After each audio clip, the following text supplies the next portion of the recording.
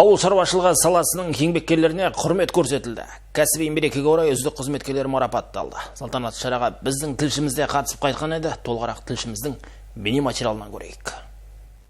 Бүгін Станиславский атындағы театрға Қарағанды облысының үздік аграршылары жиналды. Қазіргі уақытта ауыл шаруашылығы ел экономикасының негізгі салаларының бірі болып табылады. С каждым годом растут посевные площади в нашей области. Жыл сайын облыстың егіс алқаптары мал басы артуда, өнім сапасы жақсаруда. Ауылда жаңа технологиялар енгізілуде. Минералды тыңайтқыштар мен жоғары өнімді тұқымдар белсенді қолданылады. Суармалы жерлер айналымда. Іске асырылып жатқан инвестициялық жобалар есебінен жыл сайын жаңа жұмыс орындары құрылады. Бұл жұмыс келесі жылда осындай қарқынмен жалғасатынына сенімдімін.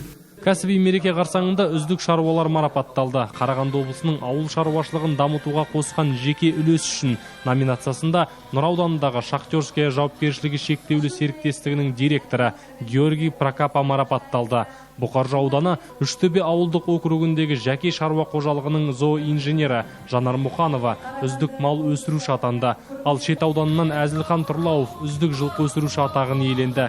Сондай-ақ ең жақсы қой өсіруші, көкөніс өсіруші, картоп жинаушы және тағы басқалар атап өтілді.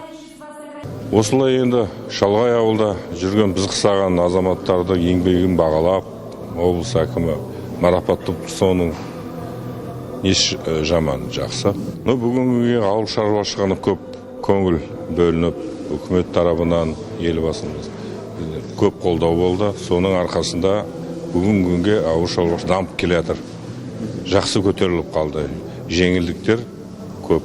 Енді болашақтарға қарай ұлғайтып, тоже шаруашылық істеуге нетіп жатырмыз. Ал енді бүгінгі мынау ауыл шаруашылық қызметкері күнін шын жүректен құттықтаймын әріптестерімді.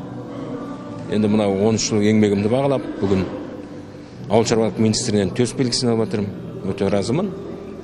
Енді ары қарай да еңбек жемісті болуын тілеймін. Бүкіл әріптестеріме, жаңа өзіме осында қол ұшын беріп жүрген, өз қол астымдағы қызметкерлердің бәрін шын жүректен бүгінгі ауыл шаруашылық қызметкері күнімен құттықтаймын.